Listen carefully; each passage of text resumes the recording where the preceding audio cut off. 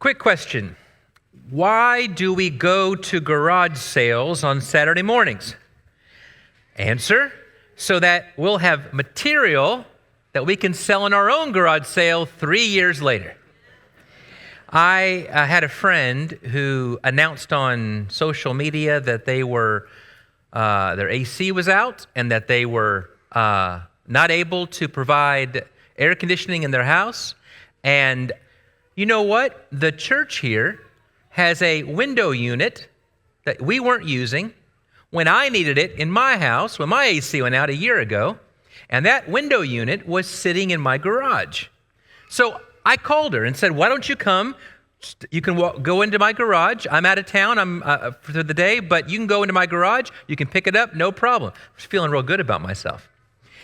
And then after I hung up, I began to think how embarrassed I'm going to feel when they go in and see all the junk in my garage.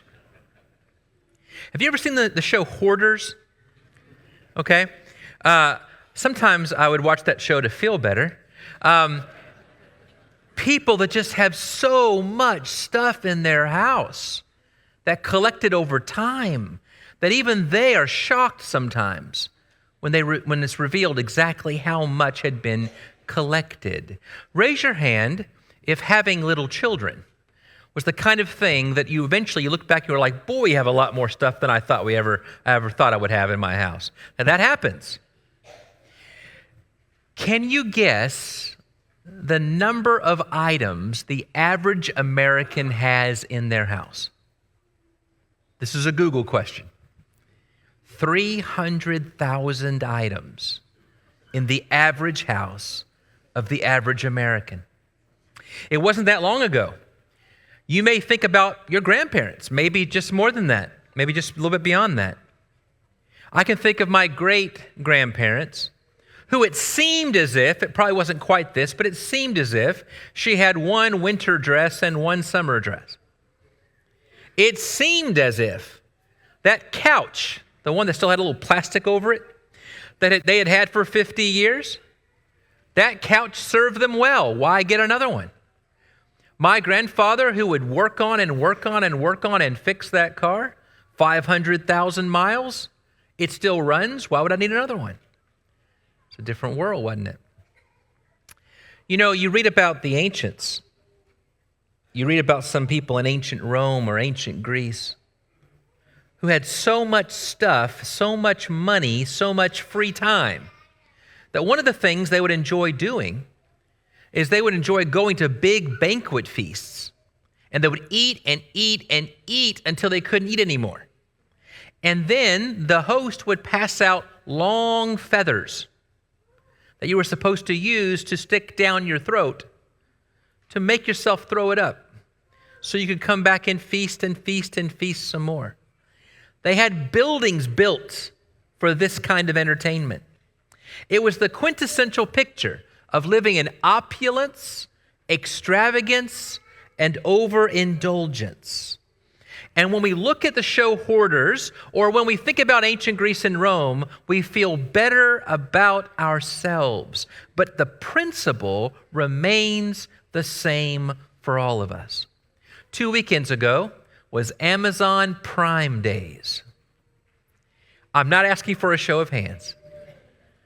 But how many of us buy that thing we never in our life thought about having, nobody in our family ever needed, but it was on sale? So we got to have it. It's the modern version of the QVC middle of the night. Got to have that thing. It looks interesting and new. Sometimes it's in our DNA, it's in our bones.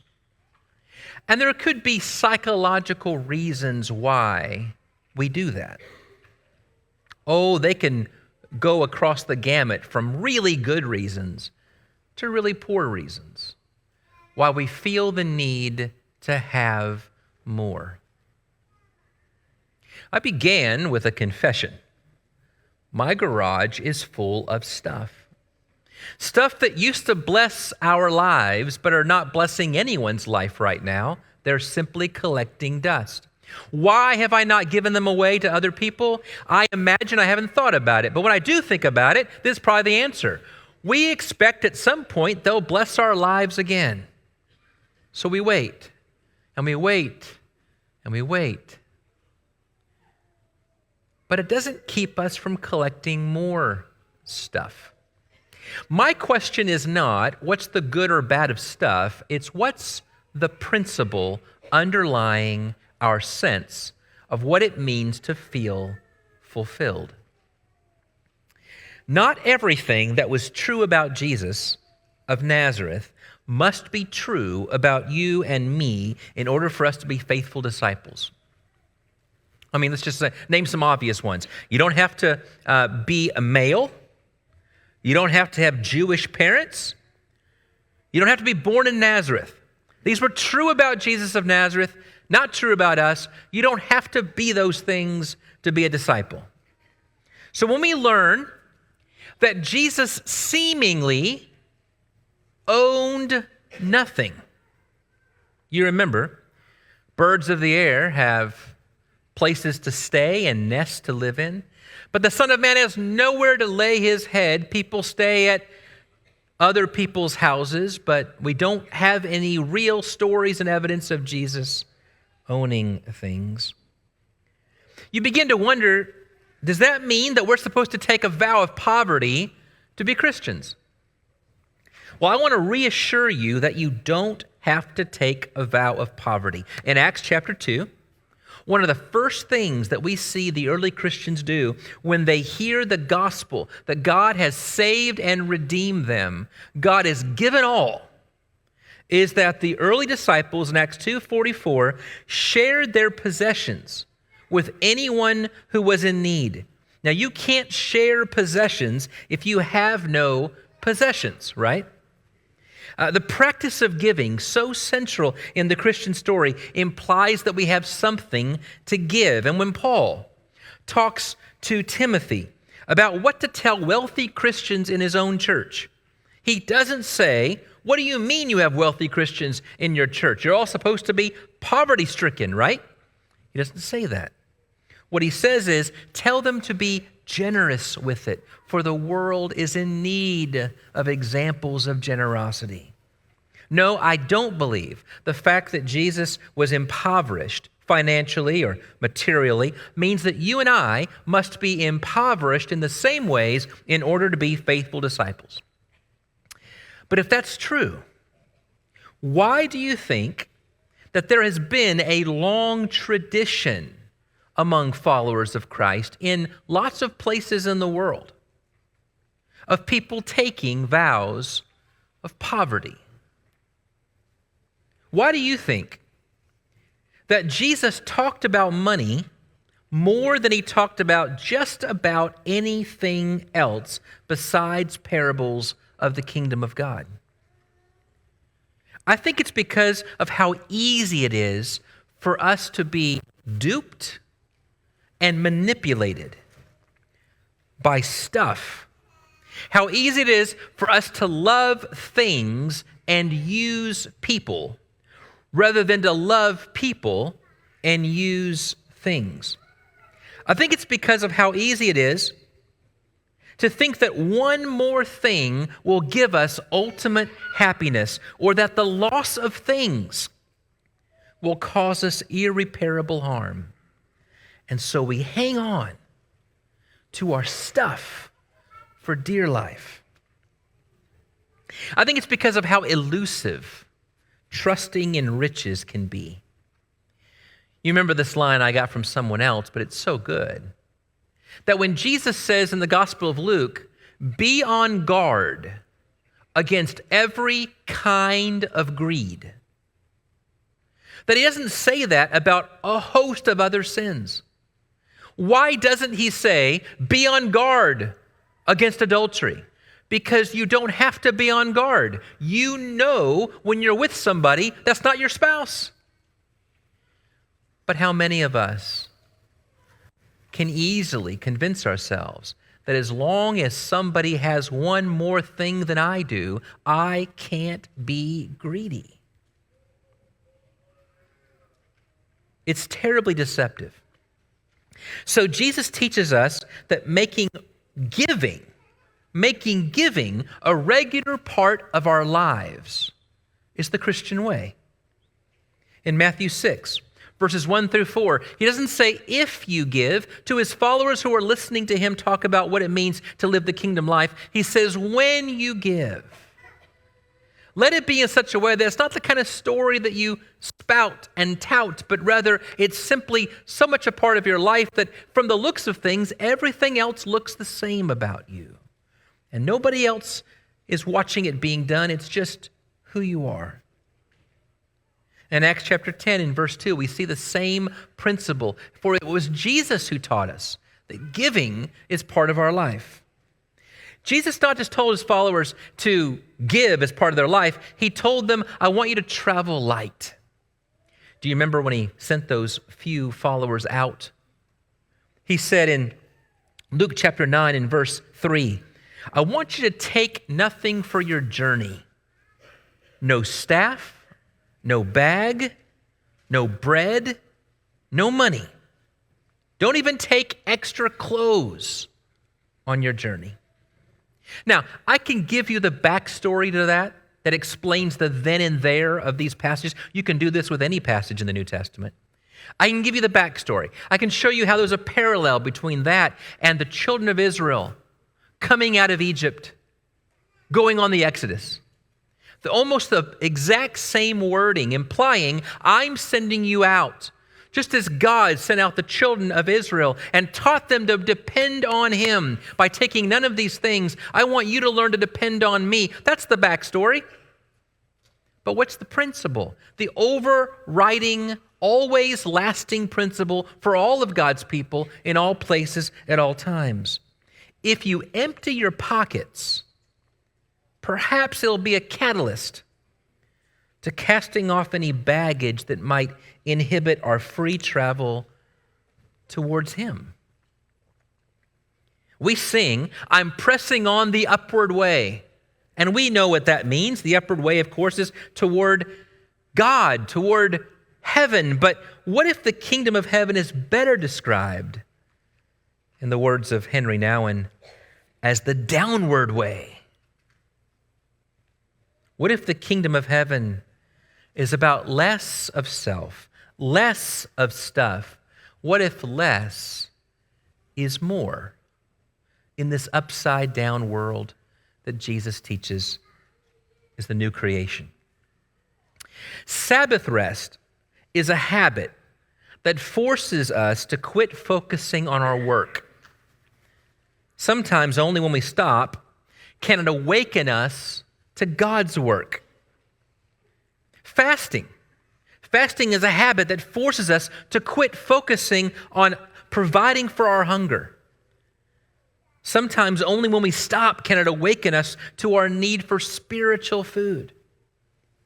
And emptying our cupboards, our pockets, and our hands, practicing what the ancients called simplicity, is a habit that forces us to quit accumulating. Sometimes only when we stop can it awaken us to what we truly lack, to rest in God's provision, and to see ourselves as pilgrims in search of something more. Now, all of these habits are really not about doing. Have you noticed that?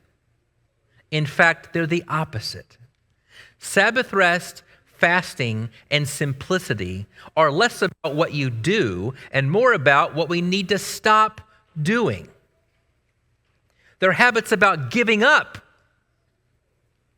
and letting go. But isn't that the Christian story? Philippians chapter 2 is where we began the service. Philippians 2 is where Paul is writing to a church that is struggling with some sort of inner discord. It's hard to know exactly what. There's a practice in New Testament studies that sometimes helps, sometimes doesn't, called mirror reading. Mirror reading is where Paul doesn't tell us what the problem is that he's trying to answer, but he does give advice about what somebody should do at the end of the letter. And then we say, well, if he's telling them they need to be doing this, the problem must be that they weren't doing that. That's called mirror reading.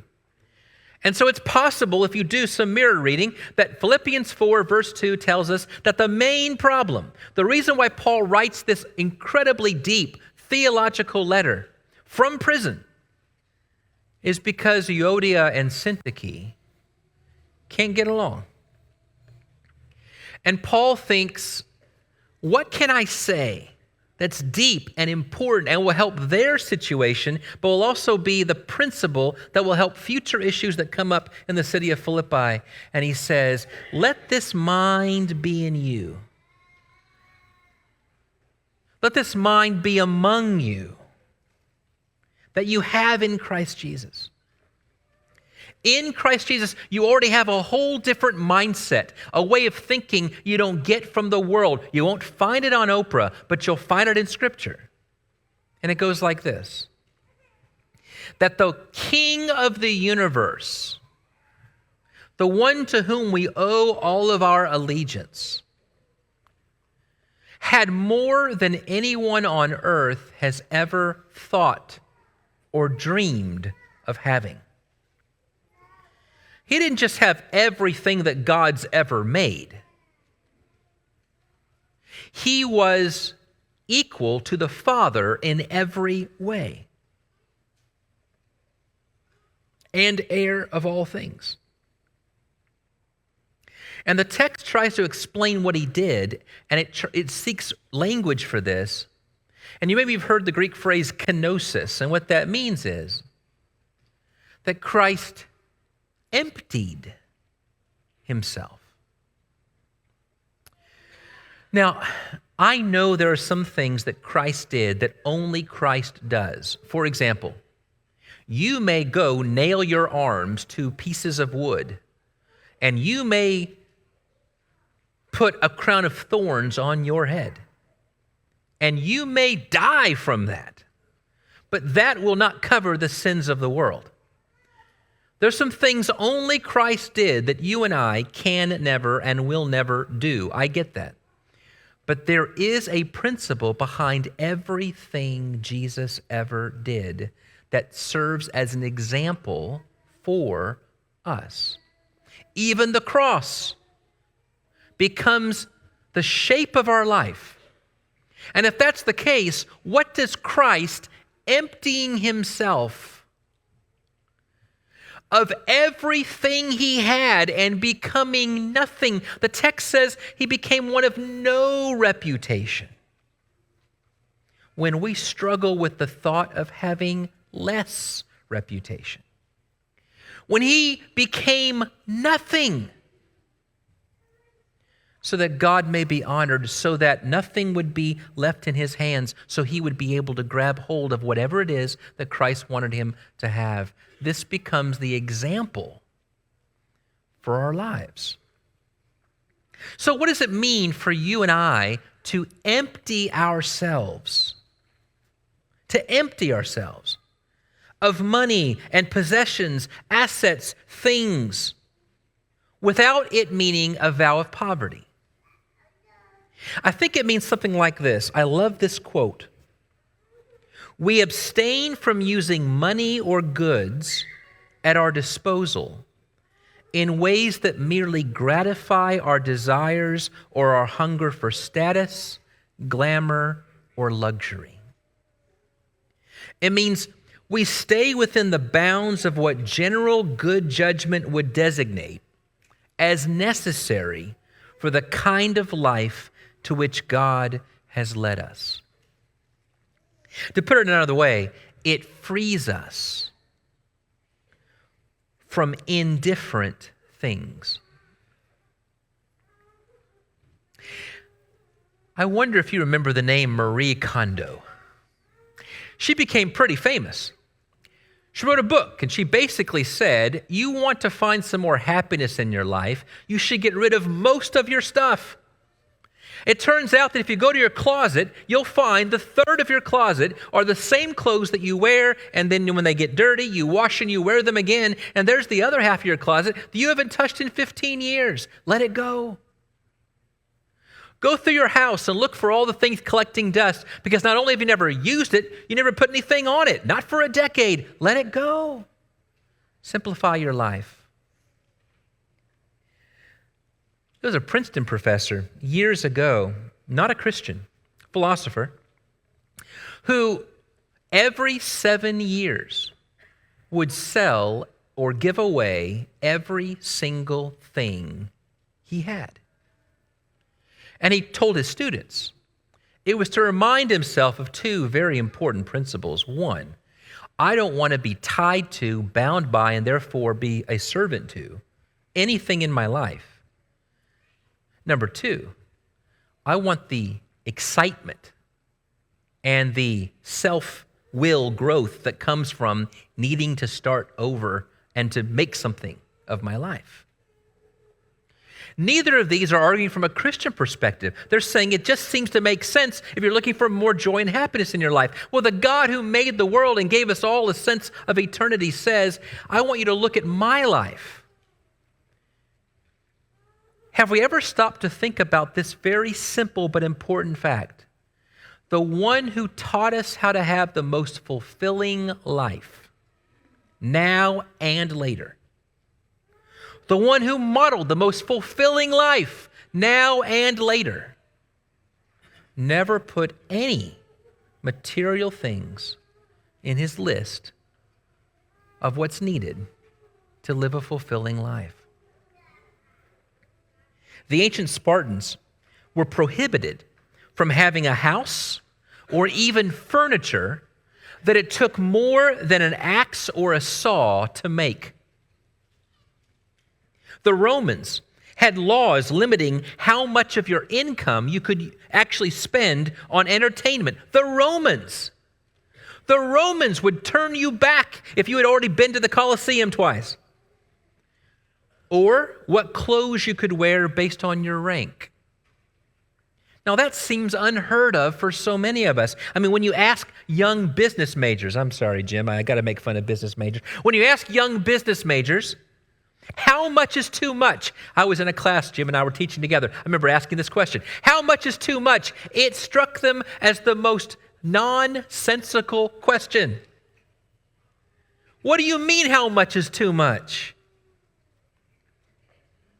There's no limit to pursuing happiness. But don't you see? The God who made us, the one who designed us for happiness, came in the person of Jesus Christ to teach us how to be truly happy. And it looks to me like he didn't own many things. What was Mary's song at the announcement of his birth? In Luke 1 in verse 52, Mary sang, he's lifted up the lowly. He's filled the hungry with good things, and he sent the rich away empty. James writes to those who've lived in pleasure on the earth, who have lived a wanton lifestyle. And then he warns them of very difficult times ahead. Paul tells Timothy that Christians can do good, that if you have stuff, you can use it for others. But he then says, I wouldn't really wish that difficulty in anybody. And he describes the illustration of someone who has so much stuff that they can do so much good, which is the line we all use for why we always want more. His illustration of that is like somebody being shot through with many arrows. In other words, it's painful and hard and difficult. Of course, opposites often provide similar results. Have you ever noticed if you run really, really hard in one direction, politically, economically, culturally. If you run really hard in one direction, by the time you get to the far end, you're very, very similar to the far end on this side. When someone takes a vow of poverty, if they aren't careful, they can become entirely dependent on those who do have in unhealthy ways. Or those who have too little can be just as obsessed, maybe even more obsessed with having stuff than those who have too much. We're not talking about what each item does to you. We're talking about what our desire for items does to us. The key for this habit of emptying ourselves, this habit of living in the joy of simplicity, this habit of giving, traveling light, and not being attached to the things of the world, that is emptying ourselves of self, of stuff, of ambitions, of goods, is simply to be reminded that indifferent things are not necessary. We all have heard the tragic story coming out of Texas. And imagine if you were to lose everything that you owned. Would you be okay? If all you had, if you lost everything you worked for all your life and you had to start again with just your children and your wife, hey, that might make a good song. Here's my question. Would you be okay? 2 weekends ago, I called Mark Gregory and I was in a panic. You see, I have an external hard drive that has everything I've ever written from grad school till now, and it wasn't working. And he tried to walk me through all the ways to get it to work, and it still isn't working. And I went for a long walk. If you live and work in academia, you'll understand the feeling in the pit of your stomach of all the classes you've put together, all the lessons you've put together. And then you'll think how dumb it was that I didn't back that thing up. And then it dawned on me that while I've called my friends and I've worried about it, I've yet to pray about it. And I prayed about it. And I can only tell you that I had the most overwhelming sense of peace come over me, and it was only after I prayed about it, and I give God credit for it, and that peace is with me to this day in ways I can't explain to you because I'm often anxiety-driven, but I have had nothing but peace about it since that moment. When I remembered there are so many people who have nothing. And then there are people God calls upon to actually make themselves nothing so that they might be useful for the master. And when we hold on to things and think I can't possibly be effective or be useful or be anything important to God unless I have my stuff, God says, well, I think you just identified the one thing I want you to give me. And if you won't give it to me, maybe I'll take it from you. But I want you to understand, nothing in my hands I bring, only to thy cross I cling, is more than a metaphor. It ought to be the sum total of our life. What joy it is, those of us in this room.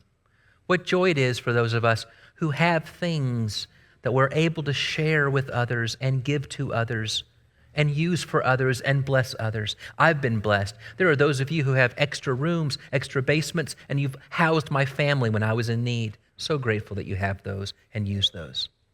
It's not about the number of things we have. It's about how we feel about our need to have things that I'm getting at. And the desire to think that fulfillment is in having, achieving, accepting, accumulating. When Christ says, I want you to think about a whole new way of living in which the definition of your life is how can I empty myself today? And in so doing, I just might find a joy I didn't know before. If you're not a Christian, the best way to begin is by emptying yourself of what's in your hands.